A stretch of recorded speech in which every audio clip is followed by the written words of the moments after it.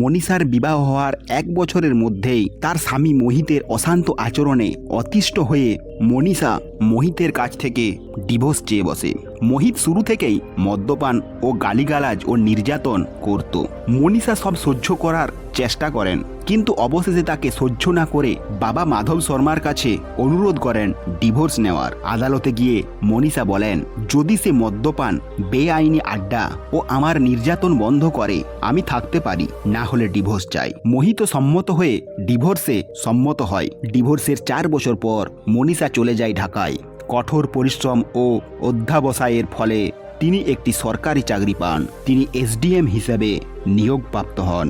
এক গরম সকালে নতুন পোস্টিং এর দিন তিনি অফিসে ঢোকার পথে ধরা দিলেন সামনের গেটে দাঁড়িয়ে থাকা কুলফি বিক্রেতাকে। বেশি উচ্চ দরকারি মর্যাদার মানুষের সামনে আইনত তিনি কাউকে দণ্ড দিতে পারেন না। তিনি কৌতূহল বশে কুলফি খেতে যান, আর সেখানে পোশাকের আড়ালে কুলফি বিক্রেতাকে তার চেনা মনে হয়। তার কিছুক্ষণ বাদেই তার পরিচয় পেয়ে যায়। যুবক আর কেউ নয়, তারই বিচ্ছেদপ্রাপ্ত স্বামী মোহিত। মোহিত অশ্রুবিন্ধ মুখে স্বীকার করেন, আমার বাবা মা মারা গেছে, চালাবার মতো আয় নেই, প্রতিবেশীরা আমার সমস্ত বাড়িঘর কাড়িয়ে নিয়েছে, আর আমি এখন কুলফি বিক্রি করি। মনীষা হদিস পান যে মোহিতের স্বপ্ন রক্ষায় কিছু করতে চাইছেন, কিন্তু অপার বিধ্বস্ততার ফলে যেন গুড়িয়ে পড়েছেন। তিনি কিছু পদক্ষেপ নেন। মোহিতের কাগজপত্র পুনরুদ্ধার করেন, থানায় আবেদন করেন, নথিপত্র ঠিক করেন। তাতে ধীরে ধীরে মোহিত ফিরে পান তার জায়গা, বিক্রি করার মতো একটি দোকান, স্বাবলম্বী জীবিকা। ধীরে ধীরে প্রতিবেশীরা হঠাৎ অবাক, এমন মোহিতের পাশে কে আছে? কেউ কেউ বলেন এখন নিশ্চয়ই তার কেউ আছেই। তবে মনীষা সবাইকে বলেন, না, এটা বন্ধুত্ব।